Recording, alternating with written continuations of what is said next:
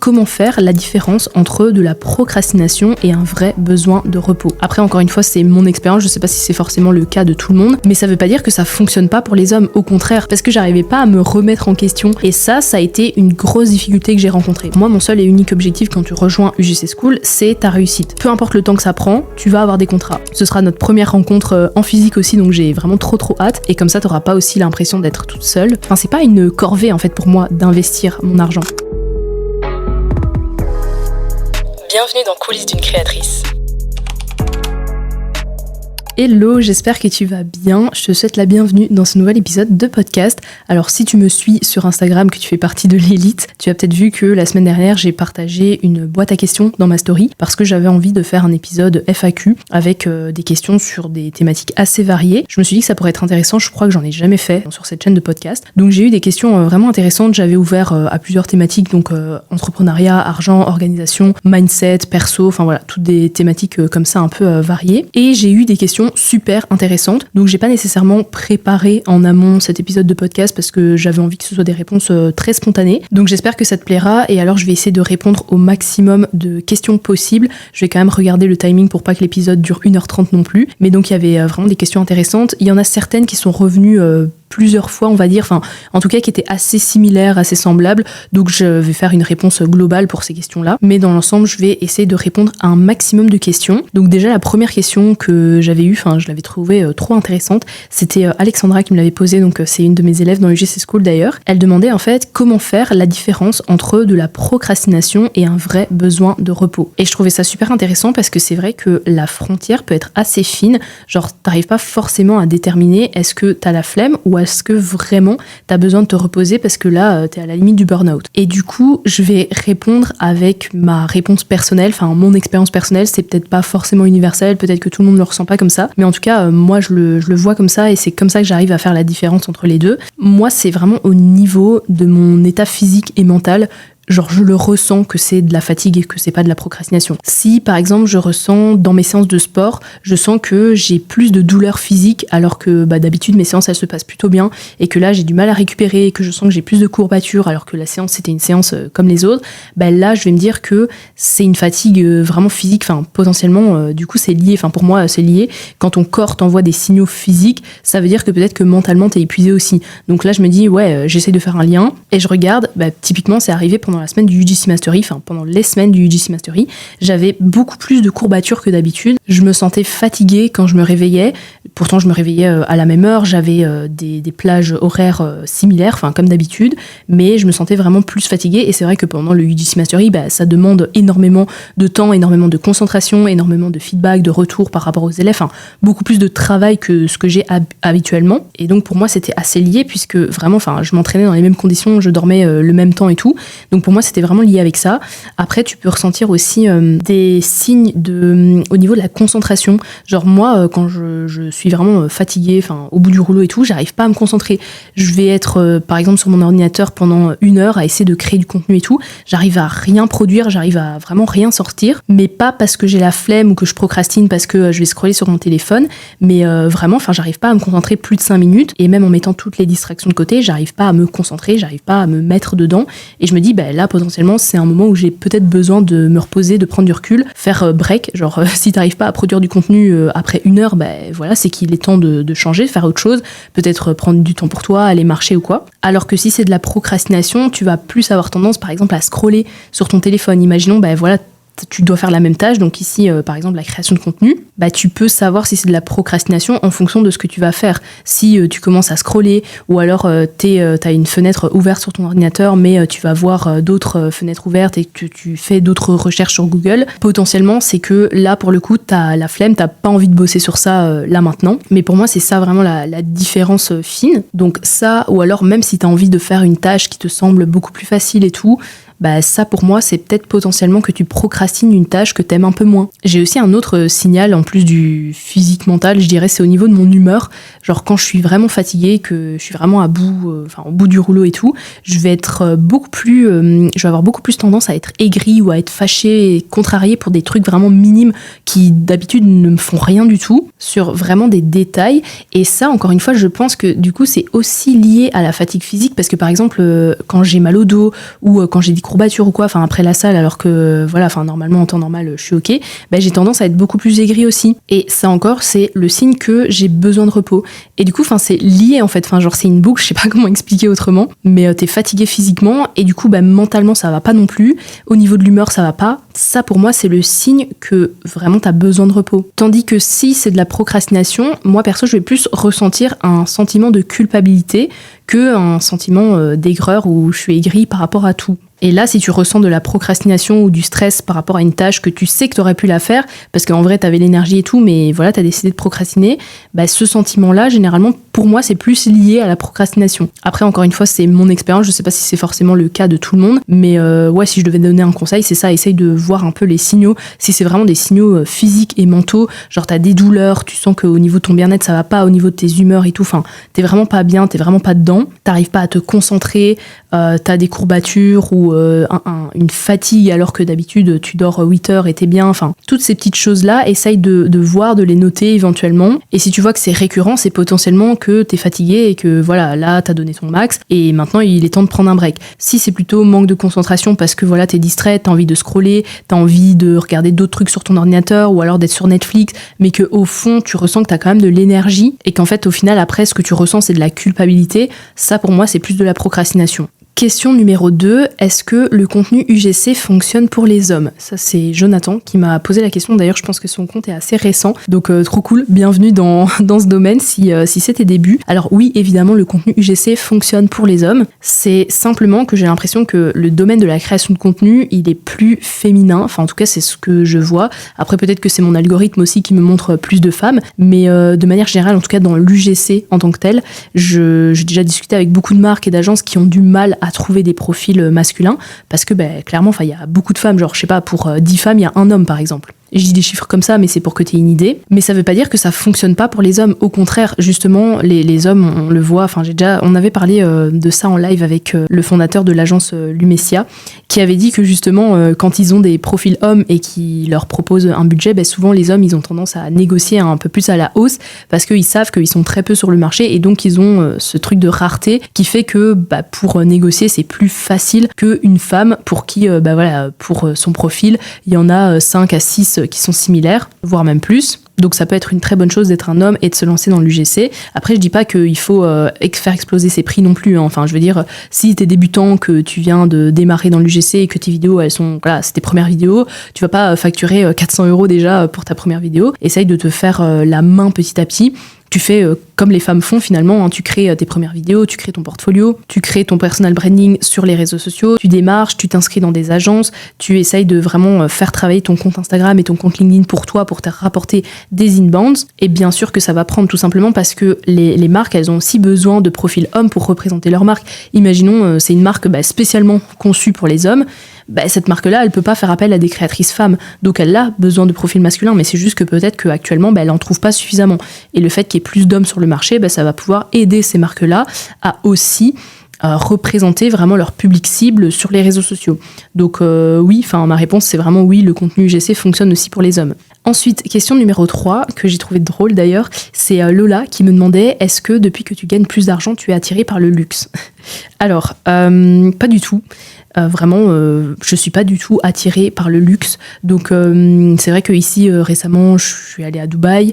J'avais déjà été en novembre parce que, vraiment, j'aime beaucoup la destination pour la facilité de service, de transport, pour la nourriture, pour le climat. Évidemment, on va pas se mentir. Et c'est vrai que Dubaï, c'est très très luxe. Donc, tu sors dans la rue, t'as des voitures de fous furieux absolument partout. Tout le monde a un sac Chanel, Dior, Louis Vuitton. Enfin, voilà, ça c'est hyper commun. Des montres hyper chères. Même au niveau des magasins, il y a énormément de grosses maisons de couture dans les magasins et beaucoup de gens qui portent ce genre de vêtements. Et franchement, moi, c'est pas du tout un truc qui m'attire. Genre même, j'aime bien la mode, j'aime bien m'acheter des vêtements et tout, mais ça me viendrait jamais à l'esprit de m'offrir un sac Chanel ou un sac Louis Vuitton. Déjà, je trouve pas ça très très beau. C'est un avis personnel, mais je trouve que ça fait très... comment dire ? Ça va peut-être être bizarre de dire ça, mais je trouve que ça fait cheap.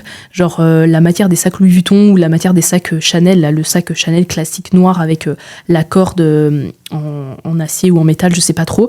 Je sais pas, je trouve, j'aime pas du tout ce genre de truc. C'est pas des choses qui m'attirent, c'est des choses dont j'ai jamais eu besoin dans ma vie.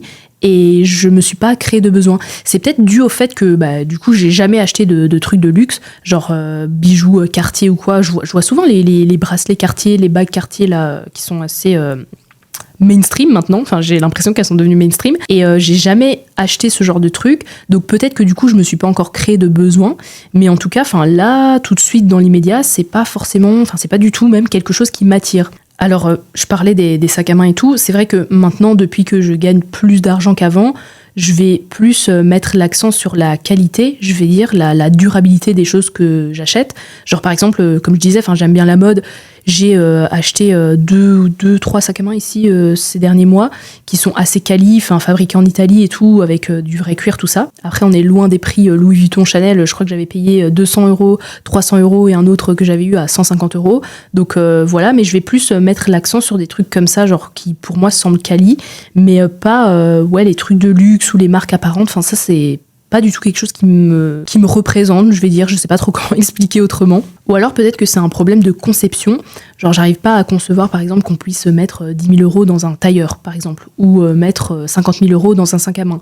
C'est pas quelque chose, je trouve ça très très bien de le faire, genre si c'est ton kiff et tout, que t'adores le luxe, que c'est ton goal d'avoir, je sais pas, un sac Hermès par exemple, je trouve ça trop bien. Genre vis tes rêves, fais ton truc. Mais moi c'est vrai que j'ai du mal à le concevoir et je vais préférer investir dans un truc assez qualitatif mais peut-être plus sobre. Et le reste de l'argent, par exemple si j'ai pas investi dans un sac Chanel à 10 000 €, le reste de l'argent je vais préférer l'investir en ETF par exemple. Parce que je sais que ça va me rapporter de l'argent et que c'est quelque chose pour mon avenir. Genre je sais qu'on n'aura pas de pension et tout ça, ça c'est un autre débat, j'en ai déjà parlé dans un épisode de podcast, mais je vais préférer investir cet argent-là et le mettre pour plus tard pour qu'il fructifie par exemple, plutôt que de m'acheter un truc entre guillemets matériel. Donc voilà, j'espère que ça répond à ta question. Donc non, je ne suis pas attirée par le luxe depuis que je gagne plus d'argent, faut pas croire que je suis multimillionnaire non plus, hein. Donc voilà, j'espère que ça répond à ta question de si je suis attirée par le luxe depuis que je gagne un peu plus d'argent. Ah oui, une autre question que j'ai trouvée trop intéressante aussi, c'était quelle est la plus grosse difficulté que tu as rencontrée en te lançant dans l'UGC ? Moi, la plus grosse difficulté que j'ai rencontrée quand je me suis lancée dans l'UGC, c'est les refus des marques. Avoir une réponse négative, être ghosté, savoir qu'une marque n'a pas envie de travailler avec moi, ça, je le prenais, en fait mon problème c'est ça, c'est que je le prenais personnellement, comme si, entre guillemets, on s'attaquait à moi personnellement, à moi en tant que personne,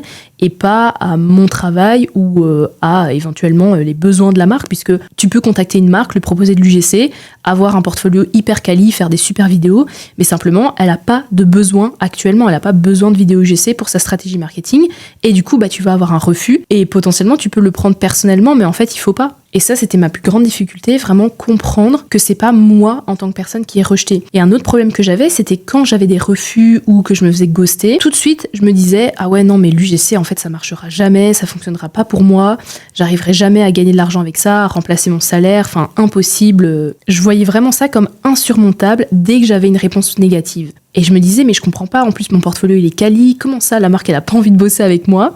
Parce que j'arrivais pas à me remettre en question, j'arrivais pas à mettre mon ego de côté et me dire, peut-être que déjà, si elle m'a pas répondu ou si elle m'a répondu négativement, c'est simplement qu'elle a pas des besoins en UGC actuellement. Ou alors, peut-être que oui, elle a des besoins en UGC, mais que je suis pas la personne adaptée, parce que peut-être que mon contenu n'est pas assez qualitatif, parce qu'elle arrive pas à se projeter avec moi, parce que mes idées, elles sont peut-être pas pertinentes pour sa marque. Et ça, j'avais trop de mal avec ça, et je crois que c'est une question d'ego, et je pense qu'on est beaucoup à le vivre, parce que de mes événements, j'ai organisé beaucoup d'événements en ligne, que ce soit des bootcamps, j'ai organisé 2 UGC Mastery, et souvent, en fait, les filles qui participent, qui ont déjà tenté l'UGC par elles-mêmes, c'est souvent ce truc de « mais je comprends pas, je mérite tout autant comme les autres de réussir dans l'UGC, regarde, mes vidéos elles sont bien, mon portfolio il est quali, etc. » Et c'est vrai que ça demande beaucoup de courage, de prendre du recul et de se dire « ok, si j'ai pas autant d'inbound que je voudrais, peut-être qu'il y a quelque chose que j'ai mal fait. Peut-être qu'il y a quelque chose que je peux optimiser, quelque chose que je peux améliorer, peut-être que je peux fournir plus d'efforts parce que là je me suis un peu reposée sur mes lauriers et ça c'est super difficile. Et ça a été une grosse difficulté que j'ai rencontrée. Parce que le truc c'est qu'il y a personne qui va faire le taf à ta place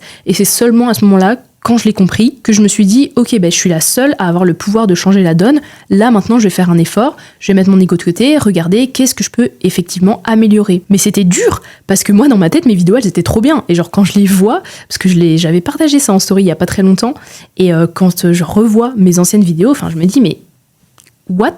Je comprends que les marques, elles voulaient pas bosser avec moi. Donc ouais, c'était vraiment ça. Et puis aussi, je me concentrais beaucoup sur le négatif, alors que il y avait aussi du positif à côté. Il y avait aussi des collaborations que j'arrivais à signer, j'arrivais à encaisser de l'argent quand même, mais on a vraiment tendance à toujours se focaliser sur le négatif et je trouve ça super dommage, au lieu de voir tout ce qu'il y a de positif à côté. Bien sûr que tu dois aussi prendre le négatif, parce que c'est des choses qui te permettent de gagner en expérience, gagner en expertise, tu vas pouvoir t'améliorer et ressortir des choses de ça, mais tout le positif qui est à côté, il faut pas l'oublier. Et ça, c'était aussi un gros problème que j'avais. Donc je dirais que c'est ça ma plus grosse difficulté, ça a été ma plus grosse difficulté quand je me suis lancée. Et je trouve que ça va un peu avec la question de Souja, qui m'a demandé comment garder un mindset positif alors qu'on ressent que nos efforts ne payent pas. En fait, c'est ça. Vraiment, faire le bilan de tout ce qui est positif à côté et célébrer tes victoires, être fier de toi, pouvoir vraiment, te dire, ok, ça, c'était dans ma goal list, ça, j'y suis arrivée, c'est génial, maintenant, j'ai le droit de célébrer, j'ai le droit d'être contente de mes réussites. Et pour ce qui est du négatif, tu dois ressortir quelque chose. Pas dire, ouais, mes efforts, ils payent pas, alors que t'as pas analysé la situation. Il faut toujours se dire aussi, est-ce que mes efforts, ils sont à la hauteur des résultats que je veux? Si ton objectif, c'est de ne plus devoir prospecter, par exemple, que tu veux vivre que des inbounds, mais que tu as 15 publications sur ton compte Instagram, ce n'est pas suffisant. Tu dois fournir des efforts à la hauteur des résultats que tu veux. Je le dis tout le temps, je le martèle tout le temps dans UGC School, mais c'est super important parce que souvent, on se dit qu'on fait plein de choses parce qu'on est un peu partout, on refait notre direction artistique, on refait notre portfolio, on refait notre feed, on refait nos stories à la une, on est un peu partout, mais au final, c'est toutes des petites actions dispersées qui ne vont pas t'aider à atteindre ton gros objectif. Mais toi, t'as l'impression de faire beaucoup de choses. Je dis pas forcément que c'est ton cas, mais je sais que c'est le cas de certaines personnes et ça, il faut faire vraiment très attention. Si tu vois que t'effectues plein de petites actions comme ça et que ça te rapporte rien, c'est qu'il y a quelque chose à changer, quelque chose à optimiser. Et si vraiment, objectivement, t'as l'impression que t'as absolument tout essayé, qu'il n'y a rien qui fonctionne, que ça fait 3 mois, 6 mois que t'es au même stade et qu'il n'y a rien qui évolue, c'est que peut-être c'est le signe de te faire accompagner. Parce que je sais que seul, on peut arriver à faire beaucoup de choses, mais quand on se fait accompagner, on va beaucoup plus vite et surtout la personne qui nous accompagne peut voir des choses que toi, tu n'avais pas vues parce que t'avais le nez dans le guidon. Et justement, on parle d'accompagnement, il y avait Ryan qui me demandait, est-ce que tu accompagnes de A à Z tes élèves pour avoir leur premier contrat ? Alors moi, mon seul et unique objectif quand tu rejoins UGC School, c'est ta réussite. Vraiment, c'est vraiment le premier truc qui m'importe. Mon but, c'est pas d'avoir 1000 filles dans la formation, 1000 élèves. C'est vraiment d'avoir le taux de réussite le plus élevé. Pour celles qui en veulent, évidemment, si tu rejoins la formation, que tu disparais dans la nature, que tu la suis pas, forcément, c'est compliqué pour moi de t'aider. Mais donc, en sachant tout ça, tout est mis en place pour t'aider à rentabiliser ton investissement. Donc c'est pour ça que en fait, tu rejoins UGC School, tu as accès à une plateforme de formation. Donc ça, c'est un peu ton support si tu veux. Tu as des cours en ligne, donc plusieurs vidéos décortiquées dans plusieurs modules. C'est pas des vidéos très très longues, à quelques exceptions près pour certains sujets qui demandent d'aller encore plus loin et encore plus en profondeur. Mais généralement, on est sur des vidéos qui durent 8 à 10 minutes max pour vraiment que tu puisses implémenter chaque action, passer à l'action, etc. Et donc tu as ça c'est vraiment ton support que tu vas suivre pour te former professionnellement à l'UGC. Et ensuite à côté, tu as toute la partie accompagnement qui là est ultra importante pour moi. C'est d'ailleurs pour ça que je me suis fait aider de Marine qui de base était une de mes élèves dans UGC School, donc elle avait rejoint en février 2024 et en fait elle a eu des résultats vraiment incroyables très rapidement. J'ai remarqué qu'elle avait une éthique du travail vraiment irréprochable, enfin qu'elle est très solaire, vraiment j'adore sa personnalité et sa manière de travailler et en fait on a décidé de travailler ensemble. Du coup c'est elle qui fait les accompagnements avec moi, donc à côté elle fait toujours de l'UGC évidemment. Mais donc le but c'est que chaque action que tu fasses, elle soit optimisée. Donc tu vas pouvoir soumettre ton portfolio, soumettre tes vidéos, que ce soit des vidéos UGC ou des vidéos que tu veux faire pour tes réseaux sociaux par exemple. Tu peux soumettre tes scripts, tu peux soumettre tes messages de prospection, tes vidéos de prospection. On propose des exercices chaque semaine pour t'aider à sortir de ta zone de confort, faire en sorte que tu puisses vraiment appliquer ce que tu as appris dans la formation et tu as les corrections à chaque fois. Pratiquement tous les jours, il y a des opportunités de collaboration qui sont partagées dans le canal, donc sur notre groupe privé.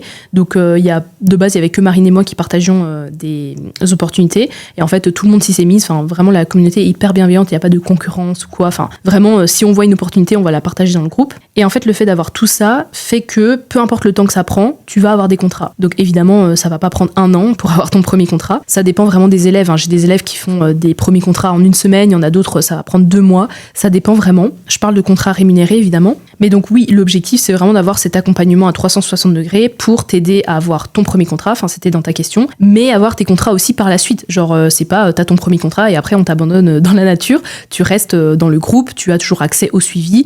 quand tu vas faire tes évolutions, enfin tes modifications au niveau de ton portfolio, tes mises à jour, tu vas pouvoir le réenvoyer pour qu'on te fasse un nouveau feedback. Genre je sais qu'il y a des élèves, comme ça fait un moment qu'elles sont dans la formation, elles ont peut-être envoyé leur portfolio 5 ou 6 fois, il n'y a aucun problème, on va à chaque fois faire un feedback personnalisé par rapport à ça pour te permettre que vraiment chaque action que tu fasses soit optimisée et que toi, derrière, tu puisses signer tes contrats rémunérés. Et du coup, Ryan me posait une deuxième question qui était de combien de temps avant d'avoir son premier contrat. Comme j'ai dit, ça va vraiment dépendre de toi. Déjà, de tes objectifs, si tu veux que l'UGC ce soit un revenu complémentaire ou un revenu principal, ça, j'ai vraiment remarqué qu'il y avait une grosse différence par rapport à ça parce que les filles qui veulent vraiment en faire leur revenu complémentaire et se lancer full-time dans l'UGC, en fait, elles n'ont pas le time. Genre, elles vont vraiment charbonner, elles vont passer, 10 heures par semaine sur la formation ou 10 heures par semaine à travailler leur portfolio, leurs vidéos, etc. Et j'ai déjà remarqué que ces filles-là ont des contrats plus rapidement. Si c'est pour un revenu complémentaire, là, généralement, t'as un travail à côté, t'as des études, donc potentiellement, t'as un petit peu moins de temps à y consacrer, même si oui, je sais que le temps, ça se crée, mais voilà, si t'as un 40 heures semaine, potentiellement, t'as moins de temps qu'une fille qui a tout lâché pour se lancer à 100% à l'UGC. Donc ça peut prendre un peu plus longtemps. Selon moi, en 2025, pour avoir ton premier contrat UGC rémunéré, si t'es formé évidemment, que t'as été accompagné, etc., pour moi, au bout de 2 mois maximum, tu devrais avoir ton premier contrat. Si ça va au-delà, c'est que il y a potentiellement quelque chose qu'il faut revoir, quelque chose qu'il faut optimiser encore une fois. Peut-être que c'est ton pitch, peut-être que c'est ton profil sur les réseaux sociaux, peut-être que c'est le nombre de contenus que tu as publiés parce qu'on n'arrive pas à se projeter avec toi, peut-être que c'est ton portfolio. Mais voilà, pour moi, c'est plus ou moins la moyenne de ce délai-là. Après, évidemment, je dis pas qu'après 2 mois, tu vas vivre de ton activité. Tu peux très bien avoir tes premiers contrats rémunérés et après, ça prend un peu de temps et tu vas vivre à 100% de ton activité au bout de 6 mois, 1 an. Là, on parle vraiment du premier contrat rémunéré, genre premier contrat rémunéré à 100 € par exemple. Mais comme j'ai dit, évidemment, il y a des exceptions. Il y a des filles qui vont avoir leur premier contrat après 1 semaine. D'autres, ça va peut-être mettre 3 mois. Voilà, c'est OK. Mais du moment que voilà, ça prend pas 6 mois, là, il faudrait vraiment te poser des questions. Alors, Louise m'a demandé, est-ce qu'on peut commencer l'UGC sans agence ? Donc j'imagine que ce que tu veux dire, c'est commencer à te lancer dans l'UGC sans forcément passer par des agences UGC et directement prospecter des marques. Alors la réponse c'est oui, bien sûr, tu peux évidemment te lancer et directement bosser avec des marques. Moi c'est ce que j'avais fait au début. Bon, voilà, ça a mis du temps. Encore une fois, c'était à l'époque aussi, c'était il y a déjà quasiment 3 ans, donc l'UGC n'était pas encore aussi connu et tout. Donc voilà, mais ça a quand même marché. Enfin moi, mes premières collaborations, c'était sans agence, donc via la marque directement. C'est aussi le cas de certaines de mes élèves. Donc pour moi, c'est tout à fait possible. En fait, le truc de l'agence, c'est juste que ça te facilite un peu le truc. Dans le sens où l'agence, quand tu vas débuter dans l'UGC, surtout si tu te formes pas, voilà, tu sais pas forcément comment créer un script. Au niveau du montage, peut-être que c'est les débuts, surtout si t'es pas à l'aise là-dedans. Et l'agence va faciliter ce process parce qu'elle va normalement te confier le script. Donc le script, il sera déjà écrit. Tu auras simplement, entre guillemets, à le réciter et faire les plans. Et au niveau du montage, c'est aussi l'agence qui gère. Donc c'est vrai que c'est une facilité quand on débute, je trouve. Bien sûr, tu seras un petit peu moins payé que si tu passes en direct avec une marque, mais vraiment pour commencer et avoir tes premières preuve sociale en fait, parce que les agences souvent elles travaillent avec des marques quand même assez connues et donc ça peut vraiment te faire de la crédibilité dans ton portfolio de mettre que tu as bossé pour ces marques-là. Ça peut être intéressant, mais ça veut pas dire que c'est pas possible de faire de l'UGC sans passer par des agences. Attention par contre à ne pas se décourager parce que je sais que ça peut être décourageant si au début tu prospectes et que t'as pas vraiment de réponse positive, surtout que la prospection, pour moi c'est devenu un petit peu plus difficile maintenant. Il y a vraiment beaucoup de créatrices qui sont lancées sur le marché, tu dois vraiment te démarcher. C'est pour ça que j'insiste vraiment sur la stratégie inbound, donc la stratégie sur les réseaux sociaux pour attirer les marques à toi, plutôt que de devoir être dans une stratégie de prospection. Donc voilà, je sais que ça peut être décourageant au début quand on se fait ghoster, quand on a des réponses négatives, mais vraiment je t'invite à persévérer, je t'invite à revoir aussi, faire le bilan de ok, qu'est-ce que je pourrais améliorer, est-ce que mon portfolio, vraiment les marques elles peuvent se projeter avec moi, est-ce que mes réseaux sociaux, est-ce qu'ils sont optimaux, est-ce qu'il y a suffisamment de publications pour que la marque elle se fasse une idée de ma personnalité, de mon enthousiasme, de comment je crée du contenu. Voilà, vraiment te poser toutes ces questions-là si vraiment tu veux réussir dans ce métier. Alors, question suivante, c'était est-ce que tu as d'autres projets business à court ou moyen terme ? Là, tout de suite, pas vraiment, en tout cas pas de nouveaux business complètement différents ou vraiment rien à voir dans ce que je fais déjà. J'ai une idée ici, je l'ai mis en story d'une nouvelle offre que j'aimerais créer, donc je vais bosser là-dessus dans mon coin d'abord, un peu en sous-marin, avant de le partager sur les réseaux sociaux parce que je veux vraiment être sûre de mon idée avant de déjà révéler ce que ça va être, ce que ça va potentiellement être, parce qu'on verra si je le concrétise ou pas. Mais sinon, actuellement, je suis très focalisée sur UGC School, sur la création d'un événement en présentiel, donc qui se fera certainement autour du mois de mai, mois de juin. Donc ce sera uniquement pour mes élèves de UGC School. Ce sera notre première rencontre en physique aussi, donc j'ai vraiment trop hâte. Donc je vais aussi bosser là-dessus. Mais sinon, non, il n'y a pas de truc de business ici actuellement. Donc j'ai UGC School, j'ai aussi le studio de podcast dans lequel je tourne actuellement, qui me demande aussi beaucoup de temps. Donc là, je me vois pas ajouter un nouveau business actuellement, mais vraiment capitaliser sur ce que j'ai déjà, continuer à faire la promotion du studio, continuer à faire la promotion du UGC School, à créer des événements. Voilà, ça va vraiment être mon main focus en tout cas pour 2025. Alors, je vois qu'au niveau du timing, ça commence à devenir un peu long.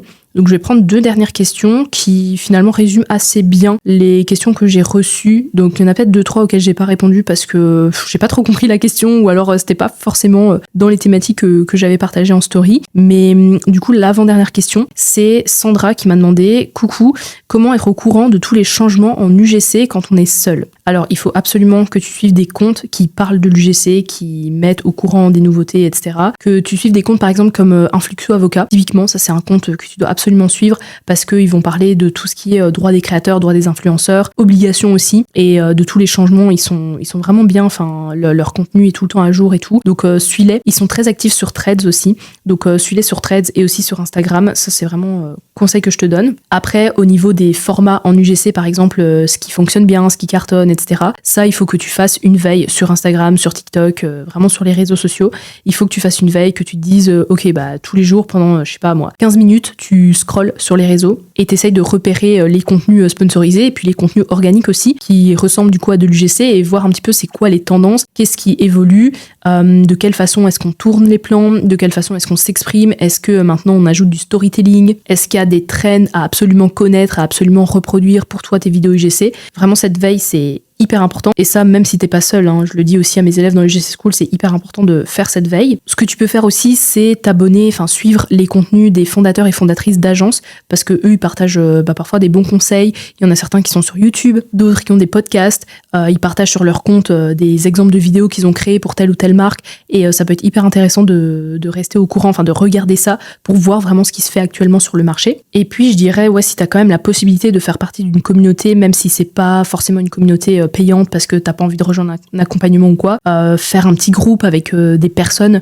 que tu connais, des personnes qui sont dans l'UGC et te dire ok, on se fait un petit groupe sur WhatsApp et on s'échange des bons plans, des bons conseils, des opportunités, des choses comme ça. Vraiment s'entraider. Si t'arrives à trouver des personnes de confiance avec qui le feeling passe bien, vous pourriez éventuellement créer une petite communauté, même 5-6 personnes, ça peut être intéressant, et avoir ces idées communes, ces idées qui fusent de la part de l'une, de la part de l'autre, une qui a vu quelque chose, l'autre qui a vu autre chose. Ça peut vraiment t'aider et comme ça t'auras pas aussi l'impression d'être toute seule. Et sinon, dernier conseil, vraiment d'être curieuse curieuse sur ce qui se fait. Donc franchement, ça pour moi c'est les réseaux sociaux, clairement, Insta, TikTok, Threads, tu vas trouver plein de choses, de ressources par rapport à l'UGC, même par rapport à la création de contenu de manière générale, par rapport à ce qui évolue pour les influenceurs, pour les créateurs de contenu. Donc vraiment être curieuse et t'abonner à des comptes comme ça qui sont inspirants, à poser des questions aussi. Tu peux poser des questions dans les commentaires, tu peux poser des questions en MP. Voilà, je pense qu'avec ces 5 pistes, tu peux déjà bien t'en sortir. Et alors je vais donner ma réponse pour la dernière question de Marion qui était « Tu parles souvent de bourse et d'ETF, comment est-ce que tu t'organises ?» Je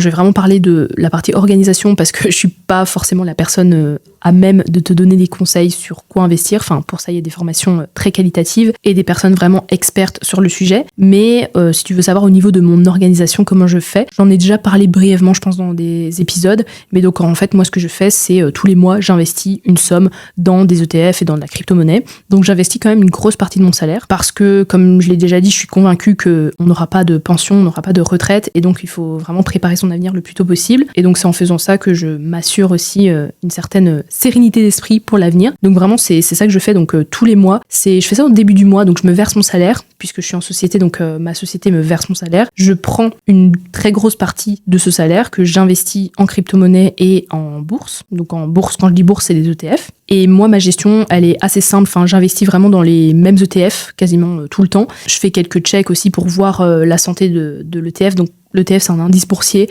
Comme j'ai dit, je suis pas expert sur le sujet, donc vraiment n'hésite pas à te former si ça t'intéresse. Moi, j'ai suivi la formation de Rachel Finance que je ne peux que te recommander. Je l'ai déjà dit dans plusieurs épisodes. Je suis pas du tout en affiliation, mais vraiment pépite. Et ça me demande vraiment très peu de gestion parce que c'est pas du tout du trading. En fait, c'est juste tu mets ton argent, tu le places en fait si tu veux, et l'argent en fait il travaille pour toi. d'une certaine façon on peut dire ça. Je dis pas que c'est de l'argent passif ou quoi et que je suis riche grâce à ça. Enfin, le but c'est pas de retirer de l'argent tous les mois et de faire ça en mode trading, c'est vraiment de sécuriser mon avenir et de retirer dans genre, je sais pas, 20, 30 ans. Donc finalement, l'organisation, tu le vois, elle est super simple. Mais il y a un autre truc que je fais depuis peu de temps. J'avais vu ça chez une influenceuse, je sais plus comment elle s'appelle, Nioli. Ouais, c'est ça.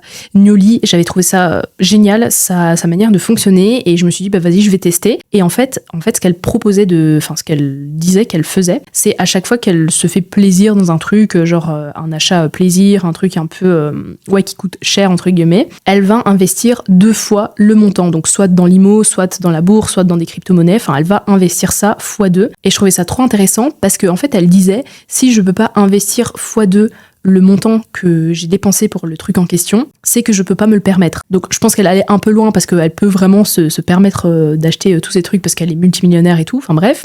Et je trouvais ça intéressant dans le sens, tu fais pas juste un achat plaisir, derrière, tu fais un investissement aussi qui peut te rapporter de l'argent derrière. Je sais que ça peut aller loin et je pense que c'est pas forcément adapté pour tout le monde. Moi, j'ai trouvé ça cool et maintenant je le fais, mais je pense que c'est pas forcément adapté pour tout le monde dans le sens où parfois t'as juste envie de t'acheter un truc et de te faire plaisir et voilà. Et je suis totalement ok avec ça et je le faisais avant.